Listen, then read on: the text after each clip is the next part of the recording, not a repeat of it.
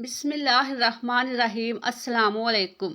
ہم سب جانتے ہیں کہ اس دنیا میں مرد اور عورت کی جنس کے علاوہ ایک تیسری جنس بھی پائی جاتی ہے، جس سے اردو میں خواجہ سرا ہجرا زنانہ جبکہ عربی میں اسے منخس کہا جاتا ہے۔ اب سوال یہ پیدا ہوتا ہے کہ اللہ نے قرآن میں اشرف المخلوقات میں شامل اس تیسرے جنس کو کیوں مخاطب نہ کیا؟ شادی شدہ جوڑے ایسے کون سی غلطیاں کرتے ہیں کہ ان کے ہاں خواجہ سرا پیدا ہو جاتے ہیں؟ کیا خواجہ سرا سے اسلام میں شادی کی اجازت دی گئی ہے؟ یہ سب جاننے کے لیے ویڈیو کو مکمل ضرور دیکھیے گا۔ آئیے چلتے ہیں پہلے سوال کے جواب کی طرف۔ بے شک اللہ پاک ہی ساری کائنات کا مالک و خالق، پھر ایسے کیسے ہو سکتا ہے کہ وہ اپنی مخلوق میں اس تیسری جنس کا ذکر نظر انداز کر دے؟ یہ ایک محض غلط فہمی ہے کہ مذہبی اور معاشرتی اکابرین نے ہمارے اندر پیدا کی ہوئی ہے۔ آئیے اس مسئلے کے لیے مشہور سائنسدان ہیری کلفٹر کی تھیوری کو دیکھتے ہیں۔ اس نے ایک بیماری دریافت کی جس کا نام اس نے اپنے نام پر کلین فلٹر سنڈروم رکھا۔ اس کے مطابق مرد اور عورت کی طرح خواجہ سرا کوئی تیسری جنس نہیں، بلکہ یہ ایک جسمانی بیماری ہے۔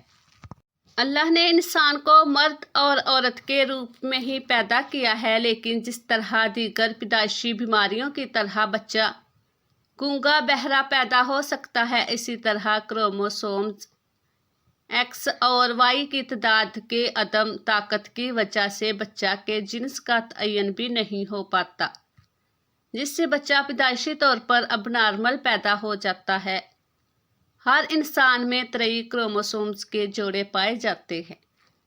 ہر جوڑا 2 کرومیٹس پر مشتمل ہوتا ہے۔ اس طرح مجموعی طور پر ہر ایک انسان میں 46 کرومیٹس پائے جاتے ہیں۔ بعض کروموسومز کی تبدیلی کے وقت مردوں میں ایک زائد کرومیٹس ایکس پیدا ہوتا ہے۔ اس طرح مردوں میں 46 کی بجائے 47 کرومیٹس پائے جاتے ہیں۔ سائنسدانوں کے مطابق ہر 500 میں سے ایک فرد یہ 47واں کرومیٹ پیدا کرتا ہے، اور بچے کی پیدائش کے وقت اگر یہی 47واں کرومیٹس جو کہ باپ کی طرف سے ایکس یا ایکس وائی کی شکل میں ماں کی کرومیٹس ایکس سے جوڑا بنا لے تو بچہ پیدائشی طور پر ٹرانسجنڈر پیدا ہوتا ہے۔ یہاں یہ بات واضح کر دی کہ عورت کی طرف سے ہر صورت میں ایک ہی کرومیٹس ایکس آتا ہے، جبکہ باپ کی طرف سے ایکس اور وائی دونوں میں ہی ایک آتا ہے۔ لیکن اگر بدقسمتی سے باپ کی طرف سے ماں کو دونوں ایکس اور وائی کرومیٹن مل جائیں تو پھر وہ ماں کے ایکس کے ساتھ مل کر ایسا بچہ پیدا کرتے ہیں جس کی ساری زندگی کی سزا بچے اور ماں کو دی جاتی ہے، جبکہ یہ تحفہ باپ کا ہوتا ہے۔ لیکن اسلامی نقطۂ نظر سے امام اول فرحاد تحریم الفاحش میں حضرت ابن عباس سے روایت نقل کرتے ہیں کہ حضرت عباس نے فرمایا، ہجر جنات کی اولاد میں سے ہیں۔ کسی نے حضرت عباس سے دریافت کیا کہ اللہ اور اس کے رسول صلی اللہ علیہ وآلہ وسلم نے آدمی کو حالت حیض میں بیوی سے مباشرت کرنے سے منع کیا ہے۔ جب آدمی حالت حیض میں وہ بیوی کے پاس آتا ہے تو شیطان عورت کی طرف آدمی سے پہلے پہنچ جاتا ہے، اس لیے بیوی کے پاس جائے پہلے تو آپ یہ دعا پڑھ لیا کریں، اور وہ دعا ہے، اللہ تعالیٰ کے نام کی مدد سے اے اللہ ہمیں شیطان سے محفوظ رکھ اور ہماری اولاد کو بھی شیطان کے شر سے محفوظ رکھ۔ تو اس طرح شیطان انسان کا کوئی نقصان نہ کر سکتا۔ قرآن کریم کی سورۃ الشورى میں اللہ تعالیٰ اپنے حاکمیت بیان کرتے ہوئے ارشاد فرماتا ہے، بے شک آسمانوں زمین کی حکمت اللہ ہی کی ہے، اور وہ جو چاہتا ہے کرتا ہے۔ جسے چاہتا ہے بیٹا عطا کرتا ہے، جسے چاہتا ہے بیٹیاں عطا کرتا ہے، اور جسے چاہتا ہے ملا جلا کر عطا کرتا ہے۔ جسے چاہتا ہے بے اولاد رکھتا ہے، وہ تو جاننے والا اور قدرت والا ہے۔ ہمارا یہ ایمان ہے کہ اللہ ہر چیز کا مالک ہے، وہ جو چاہتا ہے کرتا ہے، کسی پر ظلم نہیں کرتا۔ آئیے اب تیسرے سوال کا جواب دیتے ہیں کہ ہجڑے سے شادی کی جا سکتی ہے یا نہیں۔ بات یہ ہے کہ ہجڑے کوئی الگ مخلوق نہیں بلکہ وہ بھی انسان ہی ہیں۔ خلقی اوصاف کے اعتبار سے ان میں بعض مردانہ اوصاف سے محروم ہوتے ہیں اور بعض زنانہ اوصاف سے۔ یہ انسان کی تخلیق کے اوپر ہیں جو اللہ نے ان میں سے ایک ہی رکھے ہیں۔ جیسے ہم بعض لوگوں کو انسانی اعضاء سے مشہور پاتے ہیں، یہ نقائص امتحان کے لیے انسان میں رکھے جاتے ہیں۔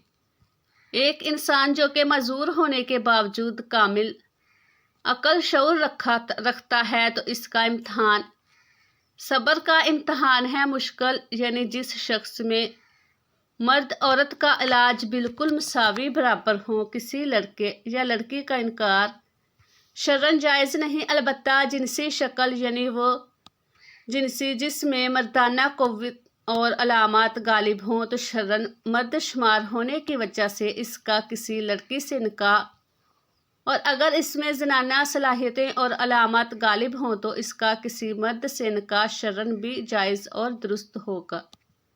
ایک دن ایک شخص باب العلم امیر المومنین حضرت علی رضی اللہ تعالیٰ عنہ کی بارگاہ میں حاضر ہوا اور عرض کرنے لگا، اے امیر المومنین، میرا ایک بھائی خواجہ سرا کی محبت میں گرفتار ہو گیا ہے۔ ہم نے اس کو اس مکروہ عمل سے باز رکھنے کی کوشش کی ہے لیکن اس نے منخت سے شادی کر لی۔ اب آپ بتائیے کہ ان کا نکاح جائز ہے۔ جب یہ معاملہ حضرت علی کے سامنے پیش کیا تو آپ نے خواجہ سرا سے دریافت کیا کہ تمہاری مشابہت مرد کی طرح ہے یا عورت جیسی؟ خواجہ سرا نے بتایا کہ مجھ میں مرد اور عورت دونوں کی خصوصیت پائی جاتی ہیں، مجھے ماہواری بھی آتی ہے اور میں مردوں کی طرح بھی زندگی گزارتا ہوں۔ حضرت علی نے اپنے غلاموں کو حکم دیا کہ اس خواجہ سرا کی دونوں طرف والی پسلیاں شمار کریں، اگر بائیں جانب والی ایک پسلی کم دکھائی دے تو پھر اس کو مرد سمجھا جائے گا ورنہ اس کو عورت تصور کیا جائے گا۔ جب یہ واضح ہو گیا کہ خواجہ سرا کی ایک پسلی کم ہے تو حضرت علی نے یہ فیصلہ صادر فرما دیا کہ اسے مرد شمار کیا جائے اور اس کے شوہر اور اس کے درمیان علیحدگی کروا دی۔ اسی طرح خواجہ سرا کی وراثت کا بھی مسئلہ ہے کہ اگر تو وہ مرد ہے تو مرد کا حصہ پائے گا، اگر عورت کے مشابہ ہے تو عورت کا حصہ پائے گا۔ افسوس کہ ہمارا معاشرہ جو کہ اسلامی معاشرہ کہلاتا ہے، اس میں انہیں عزت و احترام نہیں جو کہ مرد و زن کو حاصل ہیں۔ اسلام قدرتی طور پر پیدا ہونے والے ہجڑے بچوں کے لیے وراثت میں حصہ رکھا گیا ہے۔ اس معاملے میں سب سے پہلے والدین کو یہ شعور دینا چاہیے کہ اگر کوئی ایسا بچہ پیدا ہوتا ہے کہ اس صورت میں اسے گھر سے نکالنے کی بجائے اسے معذور سمجھ کر معاشرے کا کارآمد شہری بنا سکے تاکہ وہ اس معاشرے میں عزت سے زندگی گزار سکیں۔ اللہ تعالیٰ ہمیں دین کی سمجھ عطا فرمائے اور اللہ تعالیٰ میرا سنانا اور آپ کا سننا اپنی بارگاہ الہی میں قبول و منظور فرمائے، آمین۔ السلام علیکم ورحمۃ اللہ وبرکاتہ۔